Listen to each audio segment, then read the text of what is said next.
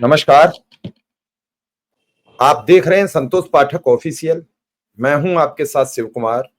मेरे साथ हैं संतोष पाठक जी। स्वागत और अभिनंदन। तमाम दर्शकों को नमस्कार और अगले कुछ मिनट तक आप हमारे साथ जरूर जुड़े रहिएगा। निश्चित तौर पर आज भी आपको एक बड़ी खबर मिलेगी। लेकिन कल मैं धन्यवाद देना चाहूंगा। कल हमने कुछ दर्शकों से अपील की थी कि हमें हमारा जो मेंबरशिप वाला जो अभियान है उसमें शामिल हो। तो चौधरी साहब ने हमारा मेंबरशिप अभियान जो है वो लिया है। तो मैं चौधरी साहब को धन्यवाद देना चाहूंगा और भी तमाम दर्शकों से अपील करूंगा कि हमारे मेंबरशिप अभियान को जरूर ज्वाइन करें। उसका खर्च भी बहुत ज्यादा नहीं है, 89 रुपए महीने, यानी डेली 3 रुपए से भी कम का खर्चा आता है। और चूंकि ये अलग तरह की पत्रकारिता है, निष्पक्ष, स्वतंत्र, बेबाक, निर्भीक और निडर पत्रकारिता है, तो हमें आपसे हर तरह के साथ सहयोग की जरूरत है। तो आप अगर चाहे तो अन्य तरीकों से भी सहयोग कर सकते हैं। मेरा जो यूट्यूब में जो हमारे अबाउट वाले सेक्शन में जाएंगे तो वहां हमारी यूपीआई आईडी भी जो है उसको भी स्कैन करके आप हम तक अपनी मदद पहुंचा सकते हैं। तो आप हमारे साथ जुड़े रहिए, हमारे साथ बने रहिए। और आज जो हम खबर लेकर आए, इस खबर में हम अपनी बात तो रखेंगे लेकिन आपके जवाब का भी इंतजार हमें रहेगा। तो हमें कमेंट करके जरूर बताइएगा कि आज वाली खबर को लेकर आपका क्या मानना है। और खास तौर से जो 60 साल से ऊपर के जो लोग हैं, युवा लोगों ने शायद वो बम्बैया वाली, वो मसाला वाली, दौर वाली फिल्में नहीं देखी होगी, लेकिन जो बुजुर्ग लोग हैं वो अगर आज की इस स्टोरी को सुनेंगे तो उनको याद आ जाएगा पुरानी हिंदी फिल्मों का दौर, कब कौन कैसे किसको निपटाने के लिए क्या क्या करता रहता है। वो मारधाड़ वाली जो फिल्में होती थी ना, षड्यंत्र वाली जो फिल्में होती थी, उसकी याद आ जाएगी। और हमेशा की तरह शुरुआत शिव जी करेंगे आज। उत्तर प्रदेश में सियासी तापमान बढ़ा हुआ है। ये तापमान कब बढ़ा? जब अखिलेश यादव ने एक नारा गढ़ा, पीडीए। अब पीडीए का जब नारा गढ़ा गया तो उसमें कई तरीके की बातें आई।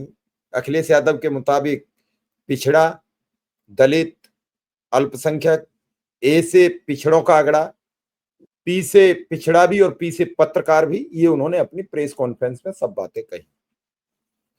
इसके बाद ये पीडीए का मतलब बीजेपी के लोगों ने समझाया परिवार डेवलपमेंट एकेडमी। अपने अपने मतलब की राजनीति को स्थापित करने की। इसी दौरान राज्यसभा का चुनाव आ गया और समाजवादी पार्टी के 7 विधायकों ने समाजवादी पार्टी के उम्मीदवार, जो पूर्व चीफ सेक्रेटरी आलोक रंजन जी थे, उनके खिलाफ वोट कर दिया और भारतीय जनता पार्टी के उम्मीदवार संजय सेठ वो चुनाव उनसे जीत गए। संजय सेठ कभी मुलायम सिंह के सबसे खास हुआ करते थे, अखिलेश यादव के खास हुआ करते थे, लेकिन वो चूंकि व्यापारी हैं तो व्यापारी सरकार के साथ ही जी सकता है, बिना सरकार के साए के साथ वो रह नहीं सकता। लखनऊ में उनका बड़ा कारोबार है, वो बिना कारोबार सत्ता के साथ चल नहीं सकता। चुनाव हार गए आलोक रंजन। 3 विधायक सदन से पहले अखिलेश यादव ने पार्टी से बेदखल किए, जिनमें मनोज पांडे रायबरेली के ऊंचाहार से, राकेश प्रताप अमेठी की गौरीगंज से और अभय सिंह अयोध्या जनपद की विधानसभा सीट से। ये 3 लोग उन्होंने पार्टी से बेदखल कर दिए। इसमें जो 4 विधायक बचे उनमें पल्लवी पटेल थी, जो क्रॉस वोटिंग के साए में थी, महर्जी थी जो अमेठी से विधायक हैं, विनोद उपाध्याय थे जो जालौन से विधायक हैं, और थी उसमें पूजा पाल जो कौशाम्बी के चाइल से विधायक। सदन शुरू हुआ, पूजा पाल को पता नहीं क्या सूझी, क्योंकि अतीक अहमद को मारे तो कई वर्ष हो चुके हैं अब, और कई सेशन भी गुजर गए, हर सेशन में रही होंगी। उनका अपने पति के प्रति इस बार कुछ प्यार उमड़ पड़ा, मोह उमड़ पड़ा, वो दिवंगत हैं। उन्होंने योगी आदित्यनाथ सरकार की तारीफों के कसीदे गढ़ दिए। इसके पीछे भी कोई राजनीतिक चाल थी। जैसे ही उन्होंने कसीदे गढ़े, थोड़ी देर बाद अखिलेश यादव ने एक लेटर जारी कर दिया कि पूजा पाल को पार्टी से बर्खास्त किया जाता है।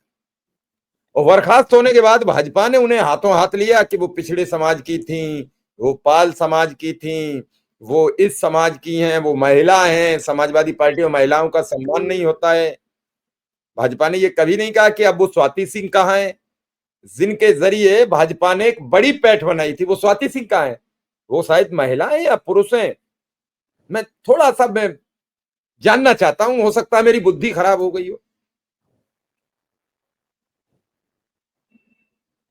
जिन स्वाति सिंह के जरिए मायावती पर हमला कराकर क्षत्रिय अस्मिता दांव पर लगाकर सारे क्षत्रियों को जोड़ा गया भाजपा के साथ, ये सब चीजें चल रही थी। अब लेटरबाजी शुरू हुई। अब तक तो इस्तीफे तक मामला था, पार्टी ने बेदखल कर दिया, पार्टी ने विधानसभा को पत्र लिख दिया, और उसके बाद शुरू हुआ जिस हिसाब से भाजपा फंसाने का कुचक्र रचती है, ये भी भाजपा की देन है। लेटरबाजी हुई शुरू, पूजा का बयान आ गया कि अखिलेश यादव से हमें जान को खतरा है। अब कल अखिलेश यादव ने यह कह दिया कि भाजपा पूजा को मरवा देगी और हमें जेल भिजवा देगी। कहां तक गिरता चला जा रहा है मामला, इस सब पर लेटर हम आपको दिखाएंगे, संतोष जी जब बताएंगे तब। लेकिन हम एक बात आगे बढ़ा दें कि इससे पहले एक पोस्टर और आ गया जिसमें पूजा पाल बसपा के पोस्टर पर मायावती जी के साथ, वो वायरल हो गया। आज ही के कल का घटना है। तो यह समझ में नहीं आती है कि पूजा आखिर किस किस दल की पूजा करेंगी, किस दल में जाके रुकेंगी, वहां आशीर्वाद देंगी। संतोष जी बता दीजिए, मेरी समझ में तो आ नहीं रहा है। नहीं, बिल्कुल शिव जी, और मैंने आज स्टोरी की शुरुआत में ही हमने ये जिम्मेदारी दर्शकों पे डाल दी है, और खास तौर से जो भक्तगण आते हैं धमकी देते हुए नजर आते हैं कमेंट में, उनके ऊपर भी जिम्मेदारी डाल दी है कि भैया आपको कुछ समझ आ रहा तो आप ही बता देना हमें कि आखिर यूपी में चल क्या रहा है, उत्तर प्रदेश में चल क्या रहा है। पूरी कहानी का सार आपने समझा दिया, उसको थोड़ा सा मैं आगे लेकर चलता हूँ। विधानसभा में पूजा पाल का योगी आदित्यनाथ की तारीफ करना, उसके बाद ये खबर निकलकर सामने आना कि योगी आदित्यनाथ मंत्रिमंडल का विस्तार करेंगे जिसमें पूजा पाल को मंत्री बनाया जाएगा। फिर ये खबर हम दर्शकों को बताते हैं कि मंत्रिमंडल का विस्तार दिल्ली दरबार ने फिलहाल रोक दिया है। दिल्ली दरबार ने ये कहा है कि पहले उपराष्ट्रपति चुनाव में 100% मत सुनिश्चित कीजिए। भारतीय जनता पार्टी और सहयोगी दलों के लोकसभा और राज्यसभा के सांसदों के जो उत्तर प्रदेश से आते हैं, और जब विधायक तोड़ के ला रहे हैं तो सांसद भी एक आध तोड़ के लिए आइए, क्रॉस वोटिंग उनकी भी करवा दीजिए, गुप्त मतदान से होता है। उसके बाद फिर ये पूरा गेम बदलता हुआ नजर आता है।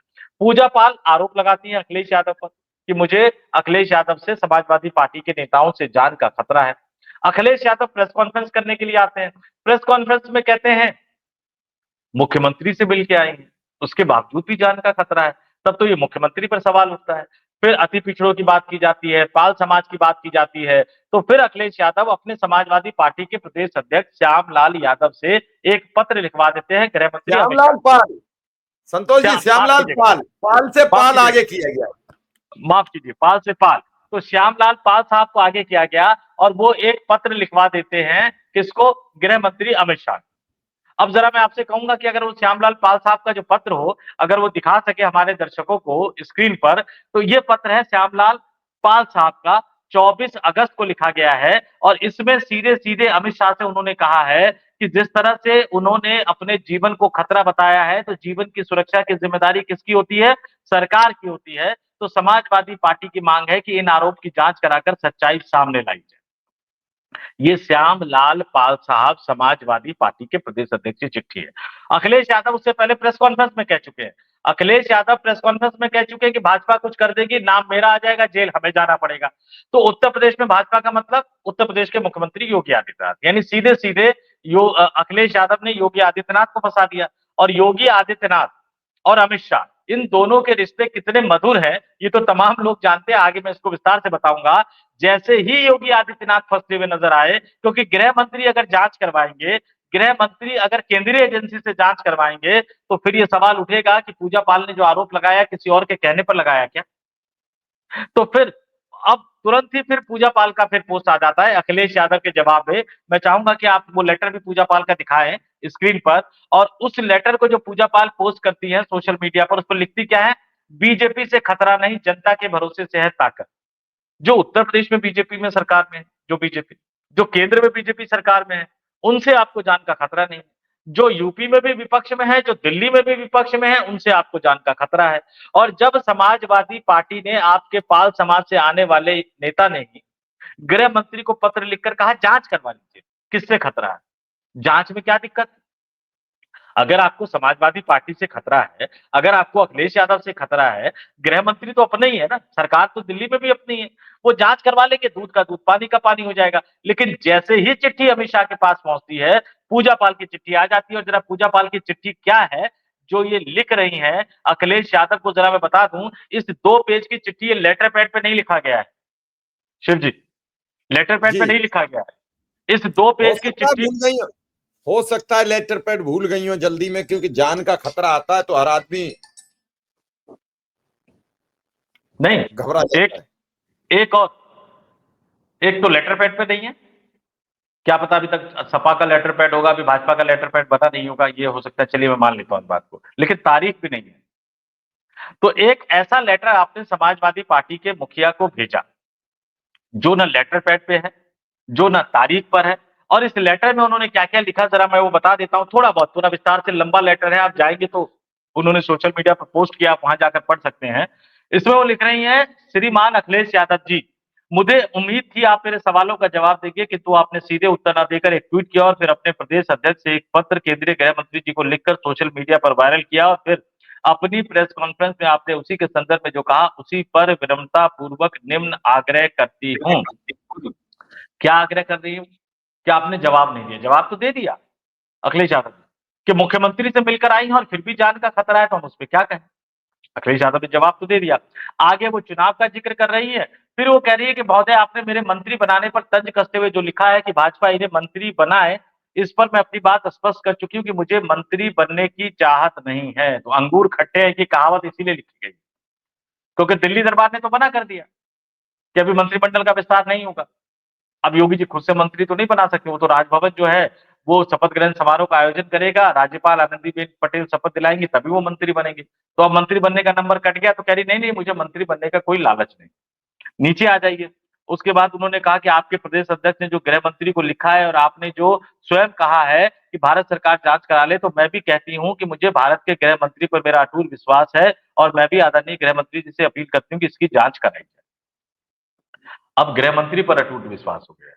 क्यों? क्योंकि केंद्रीय एजेंसी जांच करेगी तो कई सवाल निकलकर सामने आएंगे। आगे उन्होंने सुरक्षा की जिम्मेदारी की बात कही कि मुख्यमंत्री की सुरक्षा की जिम्मेदारी है और मुख्यमंत्री पे सुरक्षा होनी चाहिए। आगे कई तरह के पुराने वाक्यों का जिक्र करते हुए नजर आ रही है। राज्यसभा चुनाव का उन्होंने जिक्र किया, विधायक के रूप में अपने कामकाज का जिक्र किया, पीडीए का जिक्र किया उन्होंने। और सेकंड लास्ट पैराग्राफ बड़ा दिलचस्प है दूसरे पेज का। महोदय, मुझे भारतीय जनता पार्टी और उसके किसी नेता कार्यकर्ता से कोई खतरा नहीं है। ये लिखा गया है कि लिखवाया गया है कि मुझे भारतीय जनता पार्टी के किसी नेता और किसी कार्यकर्ता से कोई खतरा नहीं? अच्छा, एक सवाल मैं और पूछ रहा हूं, ये भक्तों को जवाब देना चाहिए। क्या बिना तारीख के इस तरह के कई और पत्र लिखवा कर रख लिए गए हैं क्या? इसका जवाब तो आना चाहिए। बिना बिल्कुल तारीख के बिल्कुल कई बिल्कुल। तरह के पत्र। और अब आते हैं उस मुद्दे पर, हम इसको हटा देते हैं कि अखिलेश यादव के मास्टर स्ट्रोक ने कैसे फंसा दिया। योगी आदित्यनाथ और अमित शाह के मधुर रिश्तों के बारे में तो सब जानते हैं, कितने मधुर रिश्ते हैं। अमित शाह क्या सोचते हैं योगी आदित्यनाथ को लेकर, ये भी सब लोग जानते हैं। अब क्या हुआ कि अखिलेश यादव ने अपने प्रदेश अध्यक्ष से पत्र लिखवा दिया, गृह मंत्री से, कि जो उत्तर प्रदेश की विधायिका को जान का खतरा है, आप जांच करवाइए कि किससे जान का खतरा है। और मेरी जानकारी ये थी कि संसद के शीतकालीन सत्र के दौरान समाजवादी पार्टी के सांसद, वो बाद में तय किया जाता, लेकिन समाजवादी पार्टी के सांसद, यानी समाजवादी पार्टी के लोकसभा सांसद, हो सकता है धर्मेंद्र यादव, इस मामले को उठाते, राज्यसभा में रामगोपाल यादव या कोई अन्य सांसद इस मामले को उठाते। और जब ये मामला उठाते, खासतौर से प्रश्नकाल में उठाया जाता कि इस तरह का एक पत्र लिखा गया है, यूपी की एक विधायिका को जान का खतरा है, गृह मंत्री जी को एक पत्र लिखा गया था, गृह मंत्रालय ने उस पत्र का संज्ञान लेकर क्या कार्रवाई की है, तो फिर उसका जवाब देना पड़ता है, या तो ओरली देना पड़ता है या लिखित जवाब देना पड़ता है। या तो अमित शाह खुद देते या अपने राज्य मंत्रियों से वो जवाब दिलवाते, और उस जवाब में योगी आदित्यनाथ फंस जाते। मान लीजिए केंद्रीय जांच एजेंसी की जांच में कुछ अलग तरह के तथ्य सामने आ जाते, तो योगी आदित्यनाथ के खेमे को लगा कि अरे यार, ये तो दाव तो उल्टा पड़ गया। तो तुरंत पूजा पाल से एक चिट्ठी लिखवा दी गई जिसमें कह दिया गया कि मेरी जान को भाजपा नेताओं से कोई खतरा नहीं है। अमित शाह की तारीफ भी कर दी गई। और ये किस तरह से पैचअप की कोशिश की जा रही है, किस तरह से ये समझौते की कोशिश की जा रही है, और किस तरह से अखिलेश यादव के दाव ने दिल्ली से लेकर लखनऊ तक हलचल मचा दी है, उसको समझना हो तो आप जरा ये समझिए कि पूजा पाल के पत्र आने के बाद हम जब ये प्रोग्राम रिकॉर्ड कर रहे हैं तो इससे थोड़ी देर पहले केशव प्रसाद मौर्य का भी एक पोस्ट आ गया है। उसी के बगल के इलाके से विधानसभा चुनाव हारे थे, फिर भी दिल्ली दरबार के कहने पर उनको उप मुख्यमंत्री बनाया गया। और केशव प्रसाद मौर्य साहब ने लिखा, ये ट्वीट उनका आज यानी 25 अगस्त को है 11:53 पर, और ये लिख रहे हैं, माफिया गुंडों को संरक्षण और आतंकवादियों का खुलेआम पक्ष लेना सपा का सबसे प्रिय शगल रहा है। भाजपा पर तोहमत लगाने की बजाय सपा बहादुर श्री अखिलेश यादव को अपने गिरेबान में झांकना चाहिए। भाजपा को बचाने की कोशिश कर रहे हैं, लेकिन क्या योगी आदित्यनाथ दिल्ली शरणम गच्छामी हो गए थे? क्या बैकडोर से अमित शाह या नरेंद्र मोदी से बातचीत की गई? क्योंकि केशव प्रसाद मौर्य का ये पोस्ट जो अप्रत्यक्ष रूप से योगी आदित्यनाथ को बचाने की कोशिश है, बिना दिल्ली दरबार के कहे गए नहीं किया गया होगा। तो लखनऊ से लेकर दिल्ली तक राजनीतिक हलचल जारी है।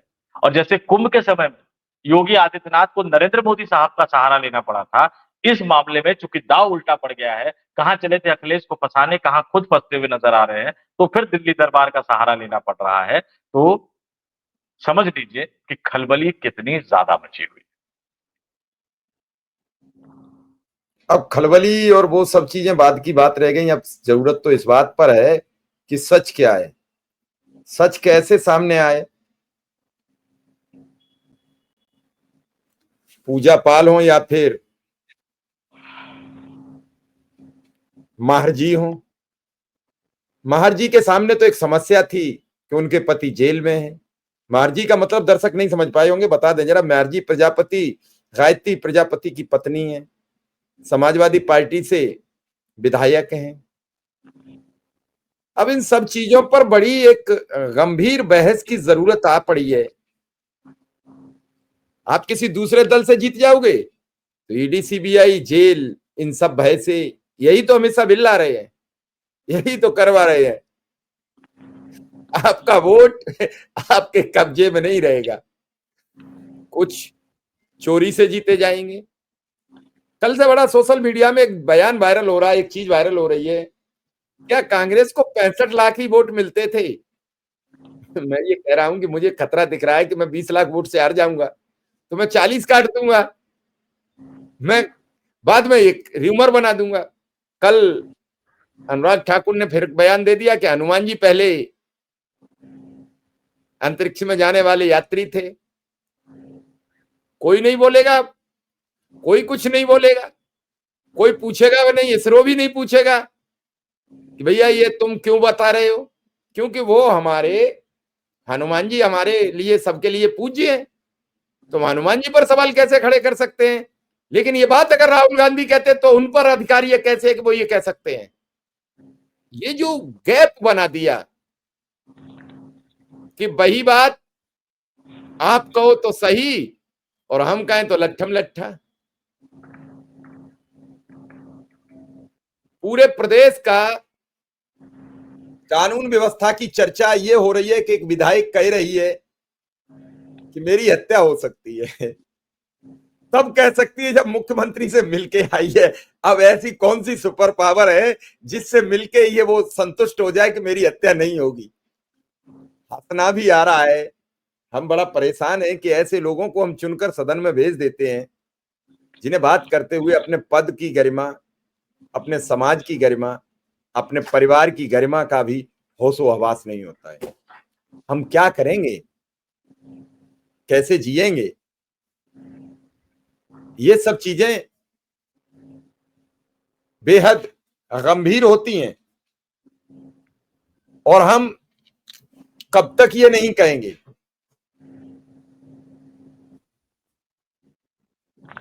शिव जी, बड़ी दिलचस्प बात आपको बताऊं, आपने अनुराग ठाकुर साहब के बयान का जिक्र किया।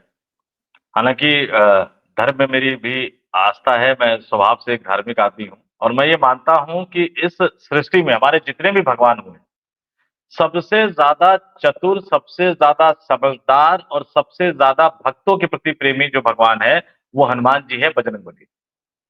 मैं खुद भी उनकी पूजा करता हूँ, शिव जी की और बजरंगबली की। और अनुराग ठाकुर साहब ने जो बयान दिया, इस बयान का अगली लाइन जो उन्होंने बोली वो दर्शकों को बता देता हूं कि पहले अंतरिक्ष यात्री बजरंगबली थे और हमें अपनी किताबों में इसको पढ़ाना चाहिए। स्कूलों कॉलेजों में इसको पढ़ाना चाहिए। 2014 से किसकी सरकार है? 2014 से किसकी सरकार है? और 11 साल में अपने पाठ्यक्रमों को आप नहीं बदल पाए। अच्छा, पढ़ाना चाहिए तो फिर आपके बच्चे विदेश में जाके क्यों पढ़ेंगे? फिर तो आपके बच्चों को भी यही पढ़ना चाहिए ना। पहली बात तो 11 साल में आपने पाठ्यक्रम में शामिल नहीं किया, और चलिए नहीं शामिल किया, आप चाह रहे हैं कि शामिल करना चाहिए, तो फिर जितने नेताओं के बच्चे हैं वो जिस स्कूल में भी पढ़ते हैं, जो भी सिलेबस पढ़ते हैं, सीबीएसई का हो, आईसीएसई का हो, किसी और बोर्ड का हो, उसमें भी यही पाठ्य पुस्तकें पढ़ाई जानी चाहिए। ये भी अनुराग ठाकुर को कहना चाहिए।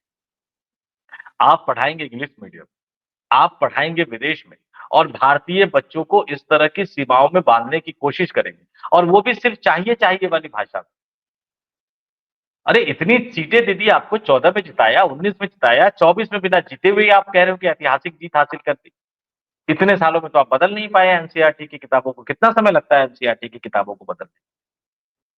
आप उसमें कांग्रेस का इतिहास बताना चाहते हैं, एनसीईआरटी स्पेशल वो जारी करती है जिसमें बंटवारे के खलनायकों में वो जवाहरलाल नेहरू को जोड़ देती है। क्या एनसीईआरटी अब ये काम करेगी राजनीति में उतर के? एनसीईआरटी हर साल स्कूलों की किताबें जो छपनी होती है, समय पे किताबें तो छाप नहीं पाते, सिलेबस को अपडेट तो कर नहीं पाते, किताबों की गुणवत्ता तो कर नहीं पाते। आप दिल्ली के किसी भी, छोड़ दीजिए देश की राजधानी, हिमाचल प्रदेश में भी चले जाइएगा, मैं कहूंगा वो चेक कर ले किसी भी स्कूल में जाके, प्राइवेट स्कूल में, छठी, सातवीं, आठवीं एनसीईआरटी की किताबों से पढ़ाई होनी चाहिए ना। कितने पब्लिक स्कूलों में एनसीईआरटी की किताबों से पढ़ाई होती है? वो तो अपनी किताबें लगाते हैं, 400, 500, 1000, 2000, 2500 एक किताबें मिलती है इतनी। शर्म आनी चाहिए ऐसे लोगों को। 11 साल सत्ता में रहने के बावजूद भी आप चाहिए चाहिए वाली भाषा में बोलते हैं। स्कूल लूटमार का अड्डा बने हुए हैं। आज दिल्ली मेट्रो ने अपना किराया बढ़ा दिया है। दिल्ली मेट्रो सार्वजनिक परिवहन है ना। आप क्या कहते हैं कि लोग अपनी गाड़ी से ना चले, दिल्ली मेट्रो से चले? सब्सिडी आप देते नहीं, लेकिन किराया आप बढ़ा देते। ये इतना सारा जो टैक्स कलेक्शन हो रहा है, आप 5 किलो मुफ्त के राशन देने के बजाय आप शिक्षा पर, स्वास्थ्य पर, यातायात पर, इन पर क्यों नहीं खर्च करते? क्यों नहीं इन पर खर्च करते? कोई विजन नहीं, कोई दूरदृष्टि नहीं। और जब आप आएंगे तो अनाप-शनाप बयान देते हुए नजर आएंगे, अनाप-शनाप बातें कहते हुए नजर आएंगे। जब मंत्री रहेंगे तब आपसे कोई कामकाज होगा नहीं ढंग का।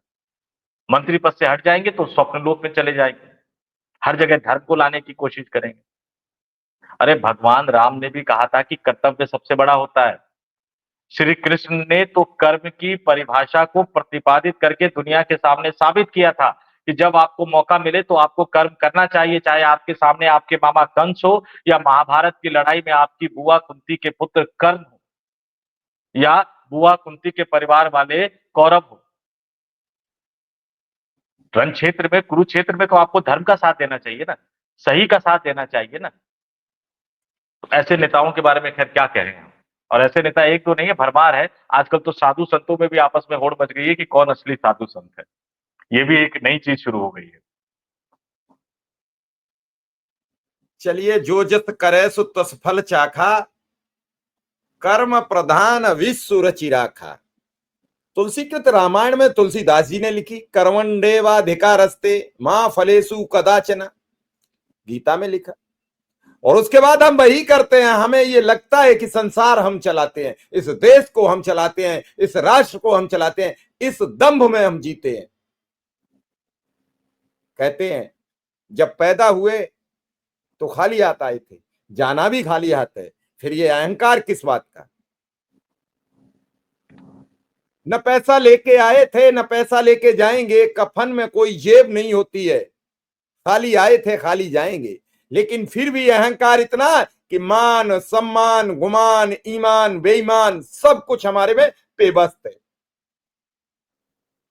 गांव का गरीब जिस दिन अंतिम वक्त होगा, जैसे उसका निधन होगा वैसे ही देश के हर उस राष्ट्रपति और प्रधानमंत्री का निधन होता है जब अंतिम वक्त होता है, जैसे उस एक सामान्य और गरीब प्राणी का होता है। सांस उसकी भी थमती है, सांस उसकी भी थमती है। अगर पैसे से सांस खरीदी जाती तो टाटा, बिरला, डालमिया, अंबानी, अडानी, इनके परिवारों में मौतें नहीं होती, इनके परिवारों में आज तक मौत का मंजर नहीं होता। फिर भी अहंकार, फिर भी हम नहीं मानते। हमें लगता है कि हम ही सर्वश्रेष्ठ, सर्वव्यापी, सर्वज्ञानी, भूतो न भविष्यतो, हमारे आगे कोई नहीं टिकता। सत्ता का खेल है, सत्ता में इतने मदांध मत हो जाइए। गांव में बैठा वो अंतिम पायदान पर व्यक्ति, जिसके जीवन के संघर्ष के लिए, जीवन में आगे बढ़ाने के लिए जो हम संकल्प लेकर आते हैं, वो संकल्प भूल जाते हैं और फिर बात करते हैं बड़ी बड़ी। क्या ऐसे चलते हैं राष्ट्र? हम सिर्फ और सिर्फ एक मनोवृत्ति बना ली, एक दिमागी एक सगल पैदा कर दिया हर व्यक्ति में कि बेटे ये जो आ गए तो तुम बर्बाद हो जाओगे। कभी तो सत्ता परिवर्तन होगी, और जब होगी तब इस राष्ट्र का क्या होगा, कभी विचार किया है? ये नफरत की खाई कितनी चौड़ी होगी, इसे पाटने में बरसों लग जाएंगे। 2014 के बाद जो बच्चा जन्म ले रहा है, उसे ये समझ में आ रहा है कि मुसलमानों ने हमारी संपत्ति खा ली। हम नहीं समझा सकते उसे। घर से निकलता है तो उसे हिंदू मुसलमान, चाय की दुकान पे जाता है तो हिंदू मुसलमान, किताब की दुकान पे जाता है तो हिंदू मुसलमान, शिक्षा के संस्थान स्कूल में जाता है तो हिंदू मुसलमान। कितना समझाओगे उसे? बरसों लग जाएंगे इस नफरत को रोकने में। अभी वक्त है, अपनी नस्ल सुधार लो। ये पूजा पाल, अखिलेश यादव, योगी आदित्यनाथ, इनसे हम बहुत पीछे हैं। पूजा पाल भी बरसों से विधायक हैं, हम बहुत नीचे हैं। हमें अपना दायरा देखना पड़ेगा, हमें अपना मामला समझना पड़ेगा। और ये राजनीतिक लोग ये लेटर लिख लिख कर हम तुमको मूर्ख बनाकर जातीय गोल करते हैं। उत्तर प्रदेश में जातीय गोल चल रहा है कई दिनों से, आप देख रहे हैं। अब तो पत्रकारों का हो गया, कल से सोशल मीडिया भरी पड़ी है। कोई पत्रकार है, उन्हें दूसरे पत्रकार ने घेर लिया सोशल मीडिया पर। हाय तौबा मची हुई है। मैं जाति, संप्रदाय, धर्म पर विश्वास नहीं करता हूं। मुझे चिंता यह है कि जब मेरे बच्चे रोजगार के लिए, मेरे बच्चों का मतलब समाज के बच्चे रोजगार के लिए निकले, तो एक ऐसी सरकार हो जो रोजगार प्रदान करे, एक ऐसा समाज हो कि उन्हें दीपक दिखाए, उन्हें अंधकार की ओर न ले जाए। समाज अंधकार की ओर चल पड़ा है।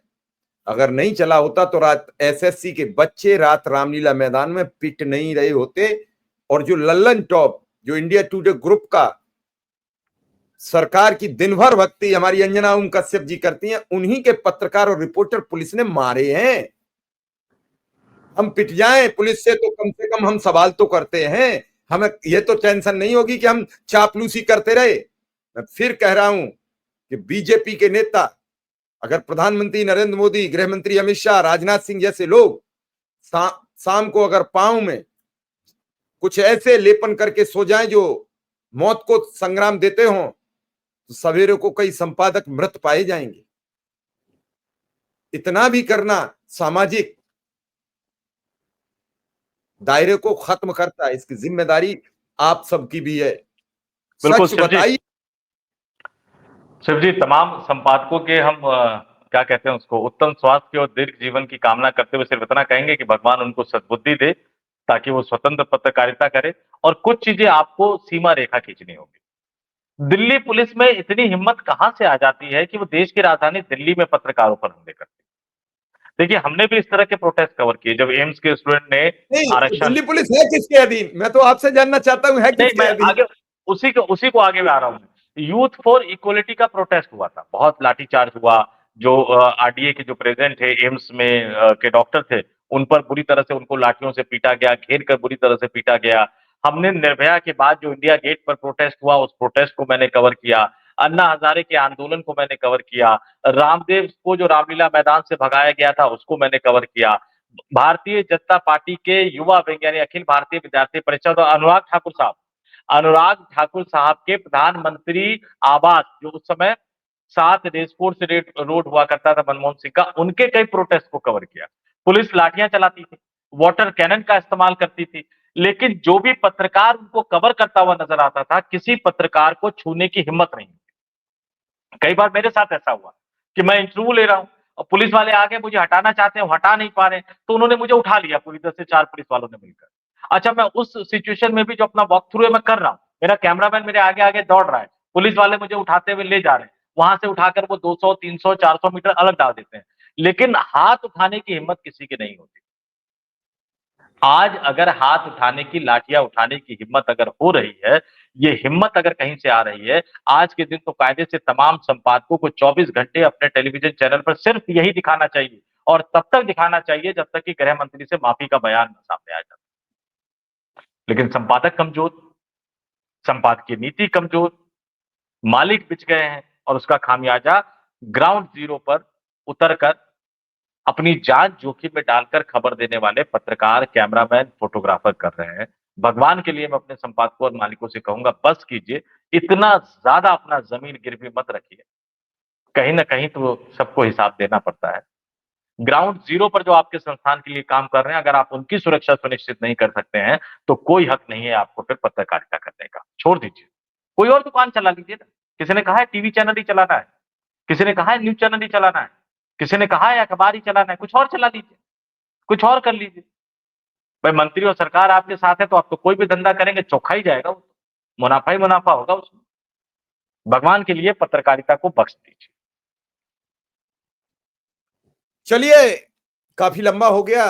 दर्शकों को ये वीडियो देख के समझना चाहिए और आगे बढ़ाना चाहिए। इसी के साथ आपसे विदा लूंगा। संतोष पाठक जी का बहुत बहुत आभार, बहुत बहुत धन्यवाद। तमाम दर्शकों का आभार, और शिव जी आपको भी बहुत बहुत नमस्कार।